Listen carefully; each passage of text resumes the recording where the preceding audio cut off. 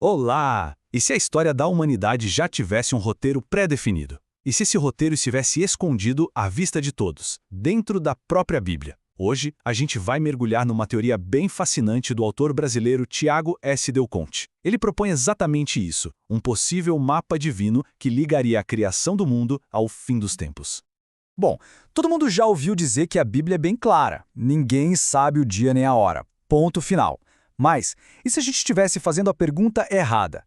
E se o segredo não fosse o momento exato, mas sim o período, a era? É essa pergunta que abre a porta para toda a linha de raciocínio que a gente vai explorar agora. Então, para começar, vamos direto na fonte, na base bíblica que dá origem a todo esse mistério. Pois é, esse versículo de Mateus parece que encerra o assunto, não é mesmo? O dia e a hora exatas são um segredo guardado só para Deus. Para muita gente, a conversa acabaria exatamente aqui. Mas, e se tiver mais coisa aí? É exatamente aqui que a coisa começa a ficar interessante. O autor foca na precisão das palavras, dia e hora. Isso levou ele a pensar, se o texto proíbe saber o dia e a hora, será que ele também proíbe saber o ano ou a era? É essa pequena fresta na interpretação que dá início a tudo que vem depois. Ok, então como se decifraria esse código? Vamos ver agora qual é a peça-chave que, segundo essa teoria, destrava o sistema todo. Olha só que interessante. Esse versículo de Pedro funciona quase como uma pedra de roseta para essa teoria. Ele sugere que existe uma equivalência, uma espécie de fórmula para converter o tempo de Deus para o nosso tempo. E é em cima dessa ideia que todos os cálculos são construídos. E para essa fórmula fazer sentido, a gente precisa pensar em dois tipos de tempo. O autor faz a distinção entre o Cronos, que é o nosso tempo do relógio, que a gente mede, e o Kairos, que seria o tempo de Deus. Esse tempo não se mede em minutos, mas sim em propósito e em eventos significativos. A teoria toda se baseia na conversão de um para o outro. Então, o ponto central é este. A proposta estabelece uma fórmula bem direta. Um dia, na perspectiva de Deus, o Kairos, seria o mesmo que 1000 anos aqui no nosso tempo, o Cronos. É com essa regra do jogo que o resto do quebra-cabeça começa a ser montado. Ok, a gente já tem a fórmula, mas onde ela seria aplicada? Bom, segundo a teoria, a resposta está lá no comecinho de tudo, na história da criação, em Gênesis. E aqui está o pulo do gato da teoria. A ideia é que os 7 dias da criação não seriam dias literais de 24 horas. Na verdade, eles seriam um modelo profético, um mapa para 7 milênios da história humana.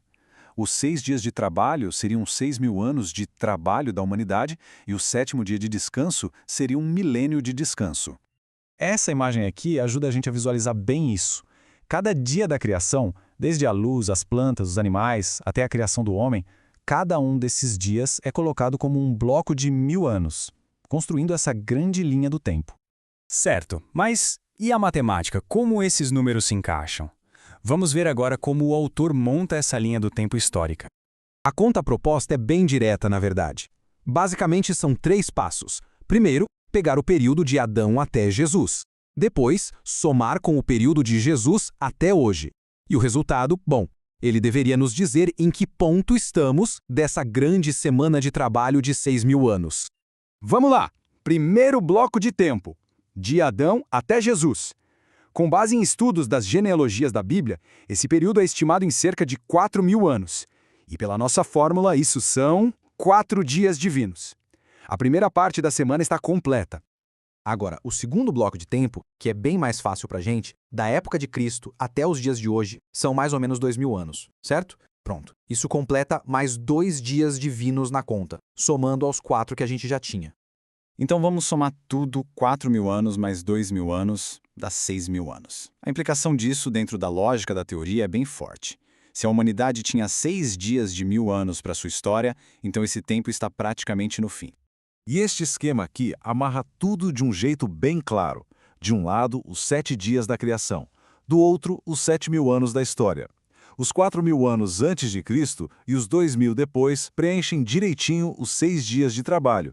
E tudo aponta para o que vem a seguir, o inevitável 7º dia. Certo, então, se os 6.000 anos, os 6 dias, estão se completando, a pergunta óbvia é, o que acontece no 7º dia? A conclusão lógica, dentro dessa linha de pensamento, é que o próximo grande evento na agenda divina é justamente o 7º e último dia. Se os 6.000 anos de trabalho estão acabando, então o período de 1.000 anos de descanso estaria prestes a começar. E esse 7º dia de descanso tem um nome bem conhecido na teologia, o milênio. É aquele período de 1.000 anos de paz que é descrito lá no livro do Apocalipse. Nessa teoria, o milênio não é só um evento futuro qualquer. Ele é o cumprimento do padrão que foi estabelecido lá no Gênesis. Agora, um ponto muito, mas muito importante. O próprio autor faz questão de deixar isso claro. Isso não é uma profecia. Ele apresenta tudo como uma linha de pensamento, uma interpretação possível, e não como uma certeza ou uma data definitiva cravada na pedra. Ou seja, no fim das contas, a intenção por trás de tudo isso não é tentar acertar uma data no calendário. O foco muda da especulação para algo mais pessoal. A ideia de que se estamos mesmo no fim de uma grande era, o mais importante seria a prontidão espiritual. E isso tudo nos deixa com uma pergunta para refletir. Independentemente de se concordar ou não com essa teoria, a ideia de que a história pode ter um capítulo final levanta uma questão para todo mundo. Se a história realmente tem um desfecho, como é que alguém se prepara para ele?